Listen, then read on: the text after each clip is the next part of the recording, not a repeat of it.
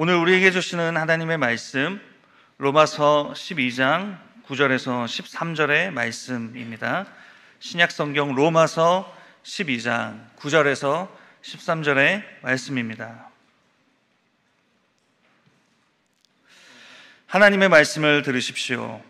사랑에는 거짓이 없나니 악을 미워하고 선에 속하라. 형제를 사랑하여 서로 우애하고 존경하기를 서로 먼저 하며 부지런하여 게으르지 말고 열심을 품고 주를 섬기라. 소망 중에 즐거워하며 환난 중에 참으며 기도에 항상 힘쓰며 성도들의 쓸 것을 공급하며 손대접하기를 힘쓰라. 아멘. 찬양 감사합니다. 우리 일주일 만에 다시 만났는데요. 우리 같이 인사 좀 나누실까요? 앞뒤 좌우에 계신 분들과 인사하시기 바랍니다. 반갑습니다. 잘 지내셨죠? 주님의 은혜와 평강이 함께 하시기 바랍니다. 좀 전에 광고 말씀을 드렸는데요. 오는 금요일은 무릎 부흥회가 있습니다.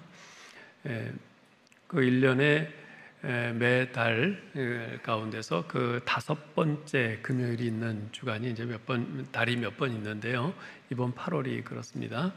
그래서 이제 그동안 8월 한 달 동안 무척 무덥지 않았습니까? 그래서 이제 구역 모임도 이제 방학을 하고 그랬는데 이제 9월을 맞아 이제 구역 모임을 다시 시작을 하면서 이제 우리가 먼저 하나님 앞에 나와서 기도하며 또 은혜 받고 우리가 힘을 내자 하는 이제 그런 차원에서 무릎 부흥회를 마련했습니다. 올해 우리 교회 주제가 더 작게 성장하는 교회인데 올해 우리가 외형적으로 성장하는 것보다도 먼저 하나님께서 우리에게 허락하신 이 귀한 소그룹인 우리 구역 모임 안에서 우리가 더 모이기를 힘쓰고 더 사랑하고 이런 구역으로 살아가기를 소원하고 우리가 그렇게 힘쓰고 있는데요. 이번 가을 구역 모임을 시작을 하면서 먼저 이 무릎 부흥회를 통해서 그렇게 우리가 함께 힘써 기도하고 그렇게 시작하기를 원합니다. 특별히 이번 무릎 부흥회에는 손영진 사모님이라고 미국과 우리 한국에서 찬양 사역자로서 참 열심히 활동하시면서 또 많은 은혜를 끼치는 그런 분이 이제 특별히 초청돼서 오십니다. 그래서 찬양과 또 간증으로 이제 우리를 또 섬겨주시게 될 텐데 여러분들 좀 이번 금요일에는 좀 다들 좀 나오셔서 같이 마음껏 우리 찬양하고 또 귀한 간증도 듣고 우리가 함께 힘써 기도하면서 우리가 은혜 충만해서 이번 가을을 시작했으면 좋겠습니다. 이번 금요일에 꼭 나오실 수 있기를 부탁드립니다. 자, 오늘 사랑은 훈련되어져야 합니다. 교회 안에서 라는 제목으로 말씀을 전하겠는데요. 지금 우리가 계속 살펴보고 있는 로마서 12장은 그 내용상 크게 세 부분으로 나눌 수 있다고 했습니다. 1절, 2절은 신자와 하나님과의 관계에서 우리 신자가 어떻게 해야 하는가. 3절로 13절까지에서는 신자와 공동체의 관계에서 우리 신자들이 어떻게 해야 하는가. 그리고 14절로 21절은 신자와 이 세상 관계 속에서 우리 신자들이 어떻게 살아야 하는가 이에 대해서 말씀을 하고 있습니다. 자, 먼저 하나님과의 관계에서 우리 신자들은 무엇을 잘해야 된다고 했나요? 따라하기를 잘해야 된다고 했습니다. 따라하기를 잘해야 됩니다. 하나님께서 좋다고 하시는 것, 하나님께서 원하시는 것, 하나님께서 하라고 하시는 것을 그대로 잘 따라하는 것, 이것이 하나님과의 관계를 올바르게 유지하고 성장해 갈 수 있는 아주 최상의 비결입니다. 자, 그러면 우리 신자들은 공동체와의 관계에서 무엇을 잘해야 된다고 했죠? 바라보기를 잘해야 된다고 했습니다. 바라보기를 잘해야 합니다. 즉 좋은 눈을 가져야 합니다. 보아야 할 것을 제대로 볼 줄 아는 좋은 눈, 이것이 있어야 우리 교회 공동체가 건강할 수 있습니다. 자, 그러면 우리 신자들이 마땅히 바라보아야 할 것은 무엇이라고 했습니까? 두 가지를 말씀드렸죠. 첫째는 자기 자신을 바라보는 것이고, 둘째는 서로를 바라보는 것입니다. 즉, 내 자신을 객관적으로 정확히 바라보아야 교만하지 않고 겸손하게 그 공동체가 정말 은혜롭게 성장해 갈 수 있는 것이고, 동시에 서로의 가치를 제대로 바라보아야 그 공동체가 은혜 가운데서 정말 성장할 수 있는 것입니다. 자, 그러면 한번 생각해 보죠. 우리들 각 사람이 믿음의 공동체 내에서 자기 자신을 객관적으로 바라보면서 교만을 물리치고, 동시에 다른 형제 자매들을 바라보면서 서로의 가치를 인정하고 존중하게 된다면 자연히 우리의 공동체는 아름다운 사랑의 공동체가 될 겁니다. 당연히 그렇게 돼야겠죠. 근데 문제는 그 당연한 것이 현실적으로는 당연하게 나타나지 않는다는 데 있습니다. 우리 모두는 우리 교회 공동체가 정말 아름다운 사랑의 공동체가 되기를 그렇게 소원하고 있습니다. 직장과 학교를 비롯한 일상생활의 스트레스 속에서 지치고 상한 마음으로 교회에 왔다가도 믿음의 형제 자매들과 함께 예배드리고 교제하는 가운데 마치 고향집에 온 것처럼 마음이 푸근해지고 평안해지는 가정과 같은 그런 공동체, 사회에서 뼈아픈 실패와 좌절과 슬픔과 아픔을 경험하고 낙심과 절망 가운데 터벅터벅 걸어왔다가도 나를 위해 진심으로 기도해주는 형제자매들의 중보기도와 하나님의 위로하심을 통해서 다시금 일어설 용기와 소망을 갖고 환한 웃음을 머금으면서 세상을 향해 또다시 힘차게 나아갈 수 있게 해주는 사랑의 공동체, 이것이 바로 우리 모두가 간절히 바라고 꿈꾸는 교회 공동체의 모습 아니겠습니까? 그런데 우리 모두에게 그러한 아름다운 사랑의 공동체에 대한 간절한 소원과 바람이 있음에도 불구하고 어째서 우리 가운데 그러한 공동체가 이루어지지 않고 있는 것일까요? 그러한 우리의 소원과 바람이 진심이 아니라서, 혹은 그런 진심이 부족해서 그런 것일까요? 아니요, 그렇지 않습니다. 그 까닭은 우리가 그러한 공동체를 간절히 소원하고 바라는 만큼 실제로 훈련하지 않기 때문입니다. 바로 이것이 그 원인입니다. 여러분, 거울을 자주 들여다보는 사람과 그렇지 않은 사람의 차이를 아시나요? 거울을 자주 들여다보는 사람은요, 대체로 얼굴 표정이 부드럽습니다. 그러나 자주 들여다보지 않는 사람은 왠지 표정이 경직되어 있어요. 딱딱하게 굳어 있습니다. 일반적으로 여자분들이 남자들보다 표정이 부드럽고 잘 웃는 까닭도 거울을 자주 들여다보기 때문입니다. 여자분들 어떻습니까? 거울을 수시로 들여다보잖아요. 그죠? 집에서 화장할 때만 보는 게 아니라 길가에 나가서도, 그렇죠? 여기 콤팩트인가요? 그걸 펼치고도 이렇게 보고 또 요새는 핸드폰으로도 이렇게 보잖아요. 그렇죠? 그렇게 들여다보면서 자꾸 화장을 보고 표정 연습을 이렇게 하고 얼굴 근육을 풀어줍니다. 그래서 여자분들은 확실히 좀 부드러워요. 마찬가지입니다.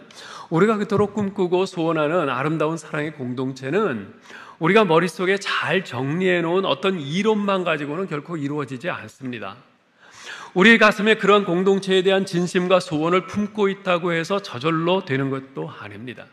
훈련해야 합니다. 우리의 손과 발을 움직여 실제적인 훈련을 해야 합니다. 특별히 우리가 소원하고 있는 공동체, 성경에서 말씀하고 있는 이 신자 공동체는 바로 사랑의 공동체이기에 우리는 무엇보다도 먼저 사랑을 훈련해야 합니다. 사랑을 훈련해야 합니다. 일반적으로 많은 사람들은요, 사랑을 이모션, 어떤 감정의 측면에서 접근하려고 합니다. 틀린 것은 아닙니다. 사랑은 분명히 우리의 이모션, 감정과 밀접히 연관되어 있고 그것이 사랑의 중요한 요소인 것만은 틀림없습니다. 그래서 멋진 사람을 보면 어때요? 나 그 사람한테 첫눈에 반했어, 완전히 뿅 가서 이런 말들을 하지 않습니까? 그러나 그것이 다는 아닙니다. 그보다 더 중요한 것이 사랑에는 있습니다. 그것은 바로 의지의 측면입니다. 저는 참사랑이란 감정의 측면보다는 의지의 측면에 더 무게를 두는 사랑, 그것이 진짜 사랑이라고 정의하고 싶습니다. 여러분, 사랑은 의지입니다. 올해 통계청의 발표에 따르면 작년 한 해 동안 우리나라에서 약 9만 1,000쌍이 이혼을 했다고 그래요. 하루에 약 250쌍 정도가 이혼한 것이죠. 참 정말 이혼을 선택할 수밖에 없는 그런 안타까운 그런 이유들이 있었겠죠. 정말 가슴 아픈 일인데요. 그런데 그 이혼 사유들 가운데 가장 많이 차지하고 있는 것은 보면 늘 성격 차이예요. 물론 겉으로는 성격 차이를 내세우지만은 그러나 그 이면에 들여다보면 여러 가지 보다 근본적인 다른 이유들이 있었겠죠. 저는 그런 보도를 보면서 그런 생각이 들었어요. 세상에 성격이 같아서 결혼한 사람이 과연 얼마나 될까? 또 현재 결혼 생활을 10년, 20년, 30년, 40년, 50년 계속하고 있는 부부들은 과연 성격이 맞아서 계속 같이 살고 있는 것일까? 그렇진 않을 것 같아요. 결혼할 때 성격이 맞아서 결혼하는 사람보다는 그렇지 않은 사람이 훨씬 더 많을 겁니다. 물론 성격이 잘 맞지 않는 것이 결혼 생활을 지속할 수 없는 큰 문제일 수는 있겠으나 그러나 그 배후에는 혹시 결혼과 사랑을 감정의 측면에서만 접근했기 때문에 그런 것이 아닐까 하는 생각이 들었습니다. 여러분, 결혼과 사랑은요, 감정이 아니라 의지의 측면에서 접근해야 합니다. 결혼 사역할 때 우리가 어떻게 합니까? 나는 기쁠 때나 슬플 때나 부할 때나 가난할 때나 당신이 건강할 때나 병들었을 때나 언제까지고 변함없이 당신의 아내로 당신의 남편으로서 당신을 사랑하고 당신과 함께 있겠습니다. 이렇게 사역하지 않습니까? 이 구구절절이 다 의지의 측면이 강조되고 있는 것이죠. 그런데 결혼하는 신랑 신부들을 보면 서약할 때 서로 마주 보면서 손을 올리고 서약하기는 하는데 서약 내용이 과연 머리에 얼마나 잘 들어가서 입력이 되는지는 잘 모르겠어요. 서약하기는 하는데 그냥 빨리 신혼여행 가고 싶은 생각이 있어서 그런지 서약도 빨리빨리 그냥 끝내고 마는 것처럼 보이기도 합니다. 사랑하는 성도 여러분, 사랑은 의지입니다. 처음 시작은 감정으로부터 시작하지만 그 완성은 의지에 의해서 이루어지는 것이 바로 사랑입니다. 따라서 사랑의 완성을 위해서는 의지를 갖고 훈련을 해야 합니다. 사랑은 훈련되어짐으로써 완성되는 것입니다. 우리가 예수 믿고 한 형제요 자매가 되었다고 해서 저절로 사랑의 공동체가 되는 것은 절대로 아닙니다. 우리 공동체 안에는요, 의지적인 사랑의 훈련이 끊임없이 필요합니다. 그래야 우리가 그토록 소원하고 바라는 사랑의 공동체가 비로소 이루어지는 것입니다. 자, 그러면 우리 공동체 안에서 사랑을 어떻게 훈련해야 합니까? 오늘 본문 말씀은요, 우리 공동체 안에서 사랑이 훈련되어져야 할 몇 가지 내용을 말씀해주고 있습니다. 첫째, 거짓이 없고 분별력 있는 사랑을 훈련해야 합니다. 우리 구절을 같이 읽어볼까요? 사랑에는 거짓이 없나니 악을 미워하고 선에 속하라. 사랑에는 거짓이 없다. 여기 거짓이 없다는 말은요, 가면을 쓰지 않았다는 말입니다. 고대 헬라 연극에서는 배우 한 사람이 여러 가지 가면을 가지고 가면을 바꾸어 쓰면서 여러 가지 인물을 연기를 했습니다. 사랑은 헬라 연극과 같은 그러한 가식의 가면이 아니라 자기 의도, 자기 마음의 진지한 표현입니다. 사랑은 연극이 아니라 생활입니다. 예수님께서는 바리새인과 서기관들의 신앙생활을 뭐라고 꾸짖으셨습니까? 이 외식하는 자들아, 이 가면을 쓴 자들아, 이 거짓된 자들아, 겉과 속이 다른 자들아, 그렇게 질타하셨죠. 여러분, 우리 공동체 안에서 형제요 자매된 서로에게 이러한 가식 없는 사랑을 훈련해야 합니다. 이 훈련을 하시기로 결심하실 수 있기를 바랍니다. 구체적으로 어떻게 해야 될까요?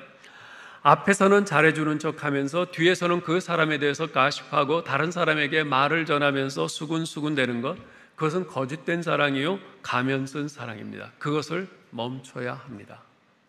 멈춰야 합니다. 절대로 그 사람 앞에서와 뒤에서 다른 말을 하지 마십시오.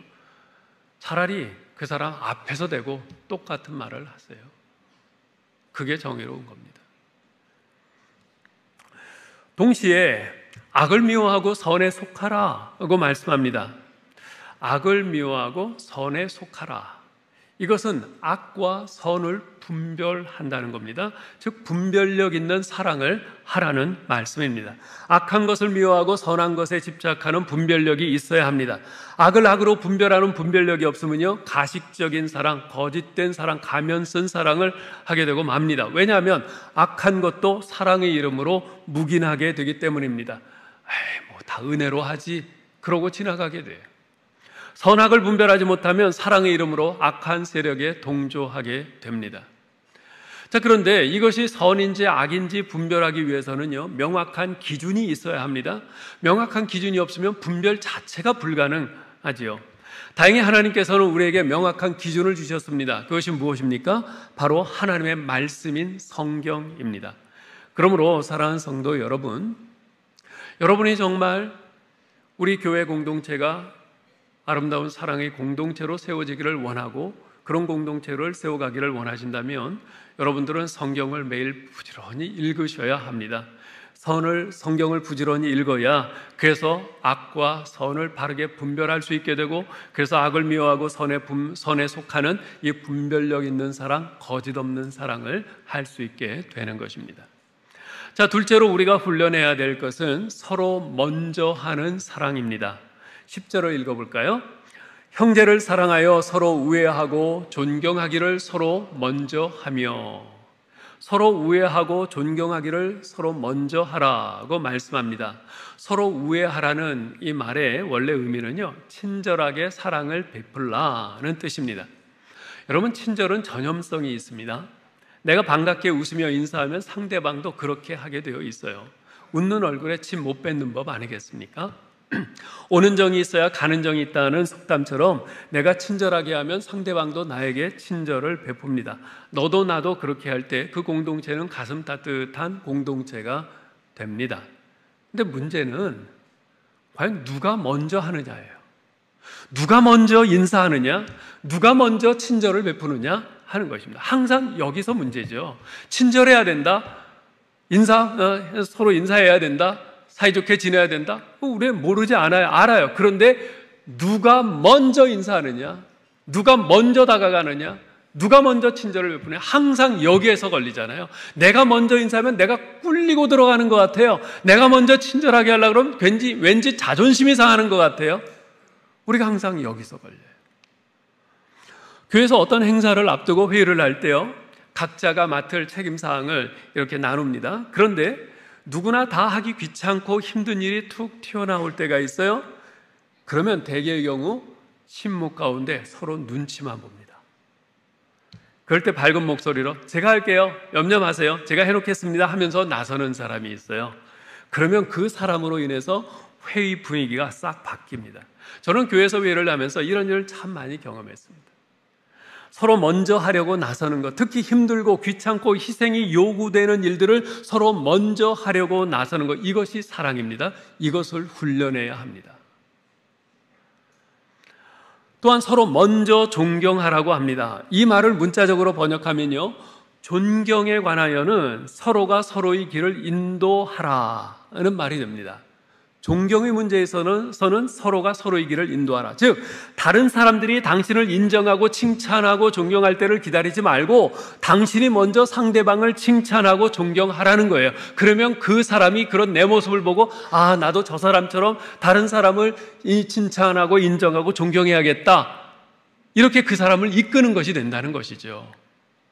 우리들은 모두 다른 사람에게 인정받고 싶고 칭찬받고 싶은 욕구를 가지고 있습니다. 그런데 다른 사람을 인정하고 칭찬하는 데는 무척 인색해요. 존경하는 것도 전염성이 있어서 내가 먼저 다른 사람들을 칭찬하고 존경하면 그 사람도 나를 그렇게 칭찬하고 존경하게 되어 있습니다. 상대방이 나를 칭찬하고 존경해 주기를 바라기만 해서는 결코 내 속에 있는 그렇게 칭찬받고 존경받고 싶은 욕구가 채워질 수 없습니다. 천국과 지옥에는 똑같은 식탁이 있고 똑같은 풍성한 음식이 차려져 있다고 그래요. 그리고 똑같이 길이가 1m가 넘는 긴 젓가락이 있다고 그럽니다. 천국에서 어떤 사람이 천국에 갔어요. 풍성한 식탁을 보고 역시 천국은 달로 하면서 그 젓가락을 잡는데 젓가락이 너무 길어요. 1m가 넘어요. 그걸로 어떻게든 그거밖에 없으니까 그걸 잡고선 음식을 찝어 먹으려고 하는데 찝기는 찝었는데 너무 기니까 입에 들어가질 않는 거예요. 몇 번 시도하다가 이거 도저히 못 먹겠네. 그러고서 다른 사람들은 어떻게 하나 쳐다봤어요. 그랬더니 서로 집어서 자기 앞에 있는 사람을 먹여주는 거예요. 그러니 너무 쉽게 먹는 거죠. 내가 집어서 형님 먼저 드세요 하고 넣어주니까 또 그쪽에서 아우님도 드시게 하고 넣어주고 정말 화기애애하고 기분 좋게 음식을 먹는 거예요. 어떤 사람이 지옥에 갔어요. 지옥에 갔더니 그 식탁에 음식이 풍성하게 차려져 있어요. 야, 이거 봐라. 지옥이 이만하면 지옥 얼마나인데? 그래서 이제 음식을 먹으려고 하는데 젓가락이 너무 길어요. 그래도 그거밖에 없으니 어떻게 해요? 그걸로 찝어서 먹는데 이게 입에 들어가나요? 안 들어가요. 낑낑대면서 먹으려고 해도 안 들어가요. 그러다 결국은 못 먹고 포기했어요. 지옥에는 서로들 다 자기만 먹으려고 그러다가 결국은 아무도 못 먹어요. 물론 누군가가 지어낸 이야기이겠습니다만 성경적인 진리를 담고 있는 이야기라고 생각합니다. 요즘은 여당과 야당 국회의원들이 서로 못 잡아먹어서 야단입니다만 예전에 신문에서 그런 기사를 읽은 적이 있어요. 몇몇 뜻있는 국회의원들 사이에서 서로 칭찬해주기 운동이 시작되어서 그 모습이, 그런 운동이 조용히 퍼져나가고 있다는 그런 기사였어요. 그 내용을 보니까 한 야당 의원이 어느 여당 의원의 좋은 점들을 등들어가면서 막 칭찬을 하니까 그 여당 의원도 다른 야당 의원의 장점을 들어가면서 칭찬을 하는 거예요. 그것이 점점 이렇게 퍼져가고 있는 거죠. 얼마나 보기 좋고 마음이 훈훈했던지 모릅니다. 우리 교회 안에도 그런 운동이 좀 일어나면 얼마나 좋을까 하는 생각을 해보게 됩니다. 우리 교회 인터넷 홈페이지나 화성가족 등의 매체를 통해서 서로 칭찬해주기, 이런 운동이 퍼져가면 참 좋겠다 하는 생각이 듭니다. 범교회적으로는 아니더라도요, 남녀 각 전도회나 다니엘 학교 각 부서 내에서 또는 권사회, 안수입사회 내에서 이렇듯 서로 칭찬해주는 분위기가 형성되어 가면 좋겠습니다. 서로 먼저 칭찬하고 서로 먼저 존경하는 사랑, 서로 먼저 하는 사랑, 이것이 훈련되어져야 합니다. 셋째로 우리가 훈련해야 될 것은 열심 있는 사랑입니다. 11절을 읽어볼까요? 부지런하여 게으르지 말고 열심을 품고 주를 섬기라. 부지런하여 게으르지 말고 열심을 품고 주를 섬기라고 말씀합니다. 우리는 다른 사람들에게 감동을 주는 사람이 되고 싶은 그런 마음이 다 있습니다. 그렇지 않아요? 누군가 나를 통해서 감동을 받았다. 그러면 얼마나 기분이 좋겠어요? 그죠? 그런데 어떤 사람이 감동을 줄 수 있을까요? 여러분은 어떤 사람에게 감동을 받습니까? 모두 똑같지는 않을 겁니다. 근데 저는 열심 있는 사람에게 감동을 받습니다. 일을 잘하건 못하건 능력이 있건 없건 그것은 부차적인 문제입니다. 그것은 별로 중요하지 않아요. 자기에게 주어진 일에 대해서 부지런히 열심히 하는 사람, 그런 사람을 볼 때마다 제 마음은 진한 감동으로 물들곤 합니다. 그래서 저는 우리 부교육자들에게도 늘 이런 말을 합니다. 일을 잘하고 못하고는 다음 문제다. 그건 그렇게 중요하지 않다. 그러나 열심히 하지 않는 거, 이건 하나님 앞에서 죄다. 열심히 하면요, 감동을 주게 되어 있어요. 그리고 열심히 하면 나중에 잘하게 되어 있습니다. 우리가 잘하는 말로 10번 찍어 안 넘어가는 나무 없다, 이런 말이 있지 않습니까? 무슨 말입니까? 부지런한 사랑, 열심히 하는 사람, 그 사랑을 당할 것이 없다는 말입니다. 여기서 열심이라는 헬라어 단어는요, 부글부글 끓어오르다, 벌겋게 달아오르다, 바로 이런 뜻입니다. 벌겋게 달아오른 뜨거운 사랑, 그 뜨거운 사랑에 감동받지 않을 사람이 있겠습니까? 언젠가 여러분에게 안도연 시인의 연탄 한 장이라는 시를 소개해드린 적이 있습니다. 그 시 끝부분에 이런 구절이 있어요. 연탄재 발로 차지 마라. 너는 언제 한 번이라도 다른 사람에게 뜨거웠던 적이 있느냐? 무슨 말입니까? 까만 연탄이 다 타고 나면 하얀 재로 변합니다. 그러면 우린 쓸모없다고 그걸 발로 툭툭 쳐서 깨버립니다. 그런데 오히려 도전하는 겁니다. 그 허연 연탄재 다 타버리고 쓸모없다고 그렇게 발로 차버려요? 그러나 그 연탄은 적어도 저렇게 하얀 재가 되기까지 그렇게 뜨겁게 자신을 불살라가면서 다른 사람들을 따뜻하게 데펴주었어. 근데 너는 언제 한번 그렇게 다른 사람을 내 몸을 불살라서 그렇게 따뜻하게 데펴줘 본 적 있느냐? 그렇게 뜨거운 사랑을 해본 적 있느냐? 어디 감히 그렇게 연탄재를 무시하고 발로 차? 지금 그런 말이에요. 나중에 주님 앞에 갔을 때 주님께서 꼭 이 질문을 하실 것만 같아요. 여러분 어떠십니까? 여러분 주위에 있는 형제자매들에게, 주위 다른 사람들에게 충분히 뜨거우십니까? 열심 있는 사랑을 쏟고 계십니까? 자, 그런데 오늘 말씀에 보면 열심을 품고 주를 섬기라 이렇게 말씀을 해요. 열심을 품고 주를 섬기라. 이 말은 얼핏 보면 주님을 섬기는데 열심을 내라는 말처럼 보입니다. 그러나 문맥상 이 말은 형제 사랑에 관한 말씀입니다. 즉 뜨거운 열심으로 형제를 사랑하되 주님을 향한 올바른 방향으로 사랑하라는 것이에요. 즉 우리가 다른 형제자매를 열심히 사랑하는 것이 그저 인간적인 정의나 이해타산적인 관계 때문이 아니라 그것이 곧 주님을 기쁘시게 하는, 주님을 섬기는 것이 되어야 한다는 말입니다. 내가 이 형제를 뜨거운 열심으로 사랑함으로 인해서 궁극적으로 맺혀지는 열매가 무엇인가, 그것을 생각해 보라는 것입니다. 그저 저 사람이 나와 친하게 되고 내 편이 되고 내 지지자가 되어 나한테 더 잘하게 되는 그런 열매를 맺는 것으로 끝나는가? 아니면 내가 열심히 사랑함으로 인해서 그 결과로 그가 주님을 더 사랑하게 되고 신앙생활을 더 열심히 하게 되는 그런 열매를 맺는가? 만일 전자로 끝나는 그런 열심, 그런 뜨거운 사랑이었다면 이제까지 여러분의 그 열심과 뜨거움은 방향이 잘못된 것입니다. 내가 쏟는 뜨거운 열심의 사랑은 그 사람이 더욱 주님을 사랑하는 것으로, 주님을 향하게 되는 것으로 결과되어져야 합니다. 그렇게 되도록 훈련해야 합니다. 여러분이 쏟은 열심이 있는 그 사랑의 결과를 여러분 자신이 받으려고 하지 말고 주님이 받으실 수 있도록 그 방향을 바르게 설정해야 하는 것입니다.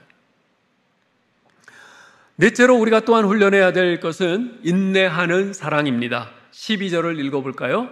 소망 중에 즐거워하며 환난 중에 참으며 기도에 항상 힘쓰며.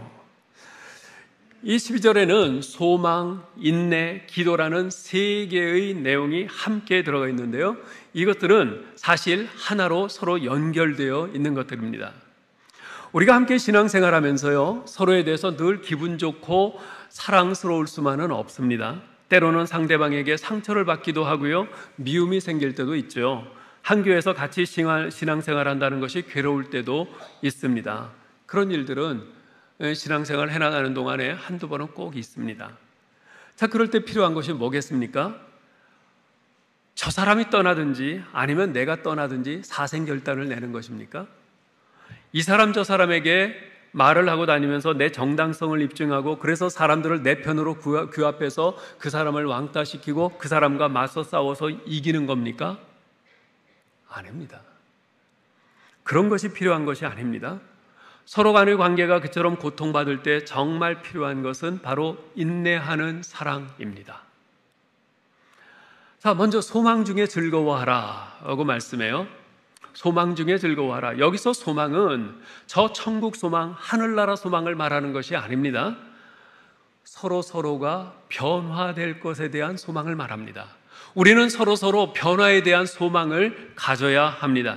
마치 징그러운 누에고치가 그 껍질을 벗고 아름다운 나비로 변화될 날을 소망하듯이 현재 나나 그 형제의 부족하고 허물 많은 인격과 행실이 주님의 은혜로 말미암아 머지않아 변화될 날이 언젠가는 오리라, 이 소망을 가져야 한다는 말입니다.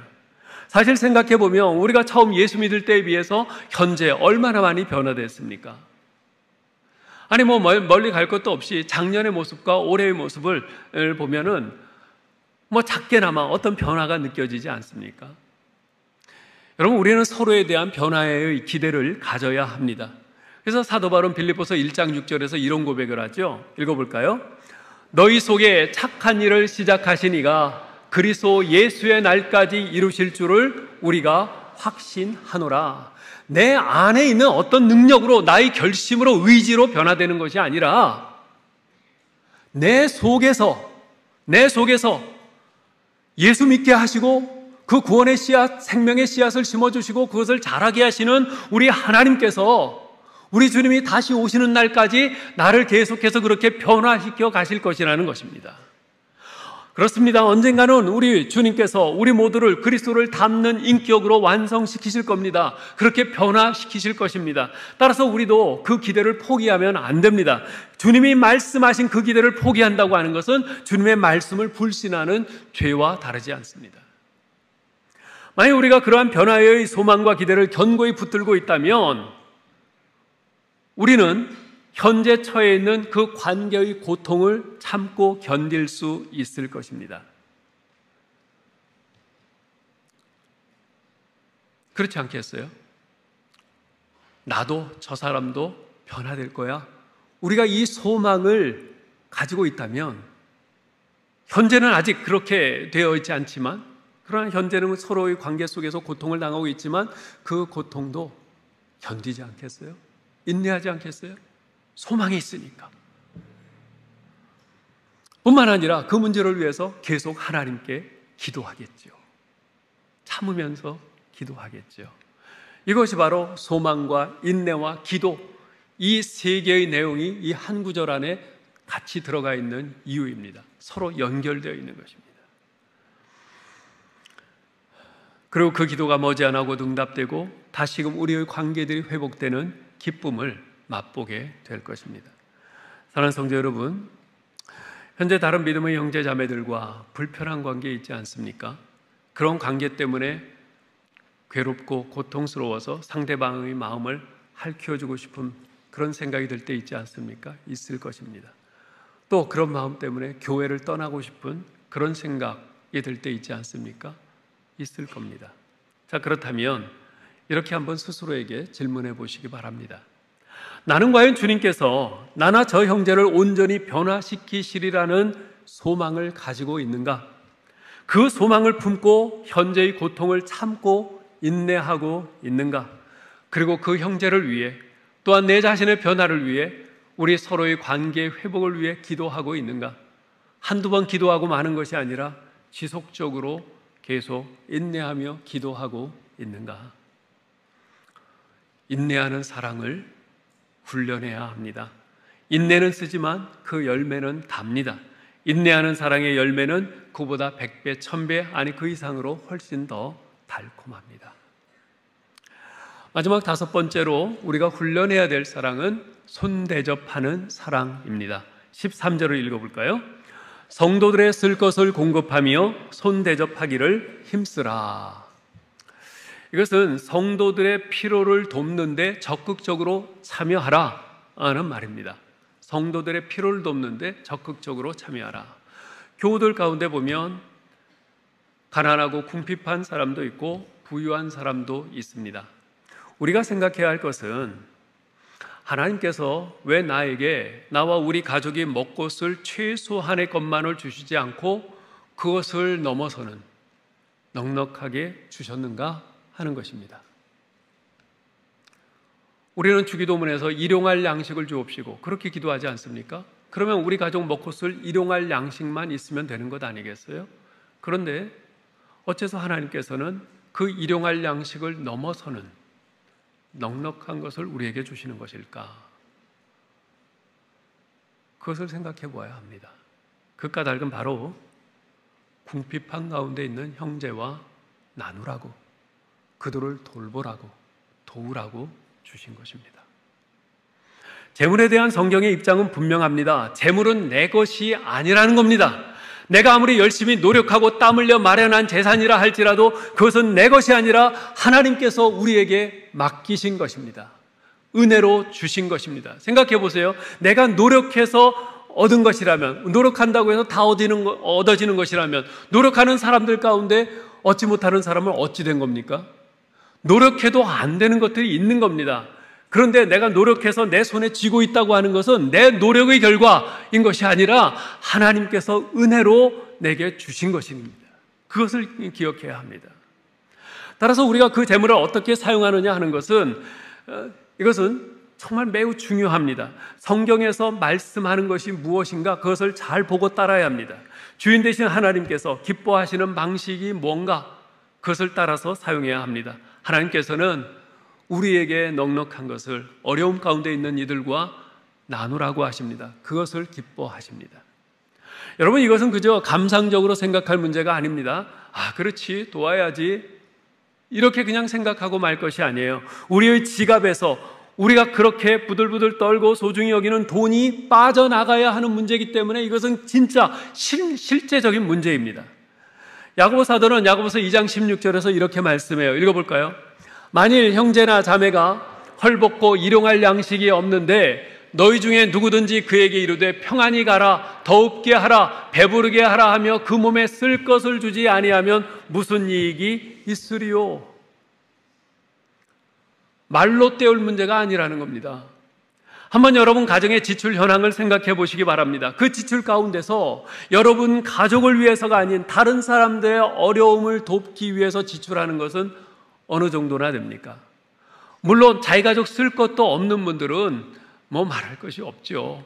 하지만 우리 가족 쓰고도 넉넉하게 있는데 그런 분들이라면 심각하게 고민하면서 생각하셔야 합니다. 여러분이 가진 재물로 이 훈련을 하셔야 합니다. 전 정말 우리 교회에 감사하는 것은 우리 교회에 이웃사랑 돕기라는 재정 항목이 있습니다. 이것은 교회의 재정이 아니라 따로 개인적으로들 이렇게 이웃을 위해서 써주십시오 하고 그렇게 지정해서 헌금해 주시는 분들의 그 헌금으로 채워지는 겁니다. 그리고 그것을 가지고 우리 교회의 어려운 분들을 이제까지 쭉 도와왔습니다. 그런데 한 번도 부족한 적이 없어요. 오히려 지금 많이 쌓여 있어요. 그래서 계속해서 우리 교회 어려운 분들을 계속 돕고 있습니다. 근데 우리 교회 교인들 형편을 제가 아는데 부자는 별로 없어요. 다 그만하게 사시는 분들이에요. 그런데 자신도 넉넉지 않은 그 상황 가운데서 어떻게든 좀 나누려고, 어려운 분들 도우려고 그렇게들 십시일반으로 해서 그런 헌금이 모여지고 궁핍한 우리 어려운 믿음의 형제자매들을 위해서 쓰여지고 있는 겁니다. 그래서 저는 정말 감사해요.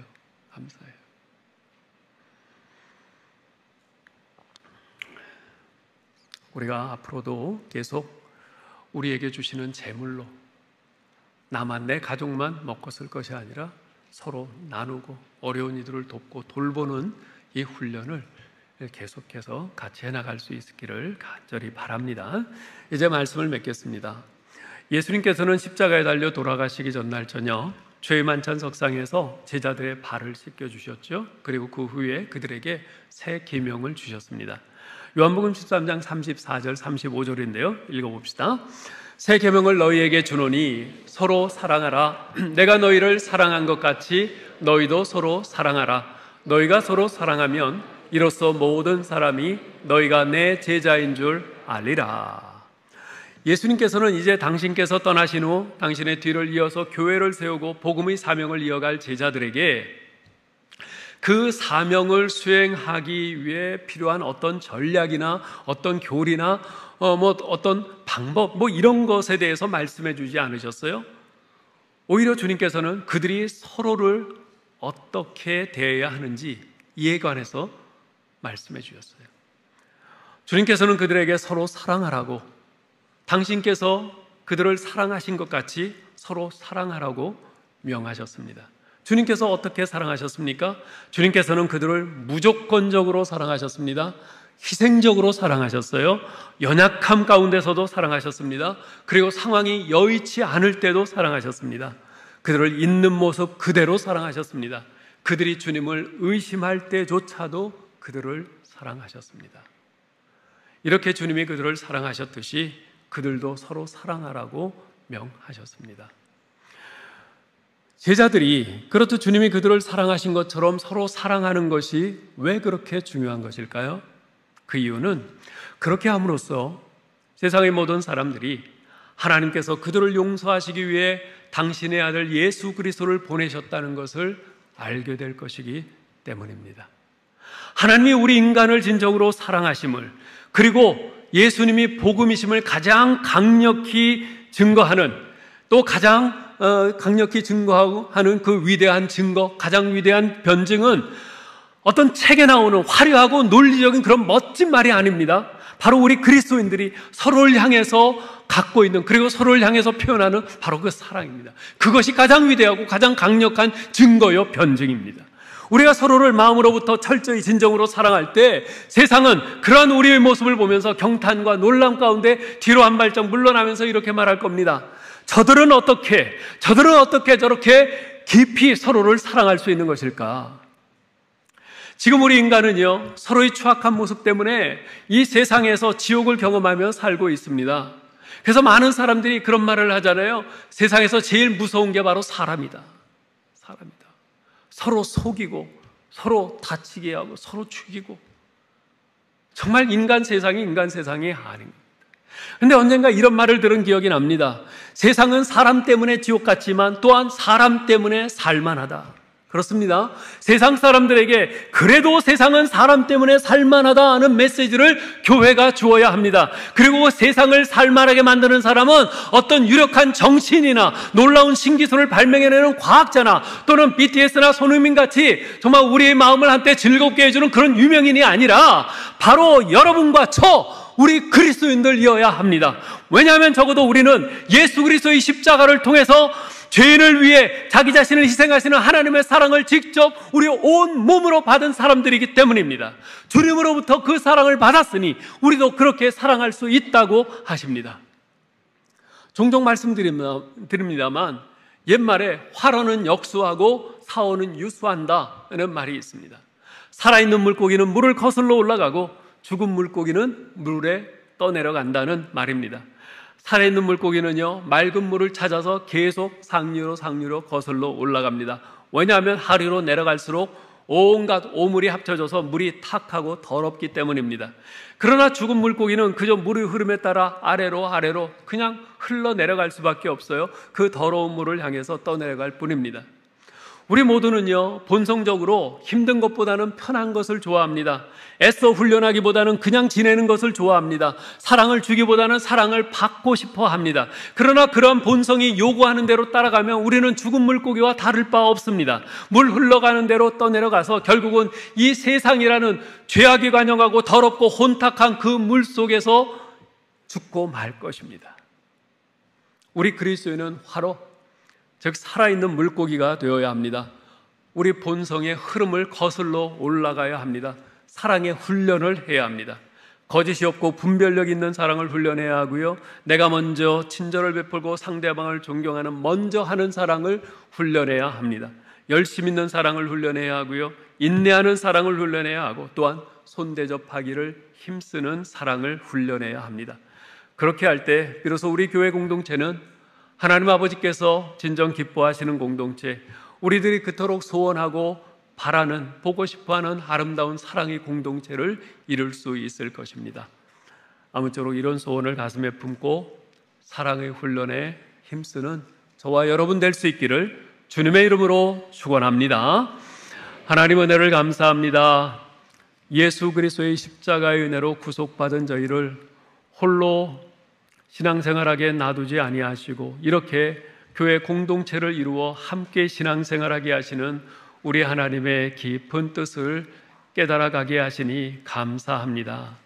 아버지요, 우리가 이렇게 함께하지 않으면 우리가 어디서 이런 사랑의 훈련을 하겠습니까? 아버지요, 우리 화성교회 공동체에 속한 우리 모든 형제자매들, 오늘 들은 말씀을 마음에 담고 우리가 사랑의 훈련을 더욱 힘써 해나가는 저희들 되게 하여 주옵소서. 그래서 우리가 정말 우리 주님께서 그토록 고대하시는 사랑의 공동체, 우리가 그토록 바람하지 않는 이 아름다운 사랑의 공동체를 이루어 정말 함께 신앙생활하는 참 기쁨과 보람과 만족을 함께 누려갈 수 있도록 도와주옵소서. 우리 주 예수 그리스도의 이름으로 기도하옵나이다. 아멘.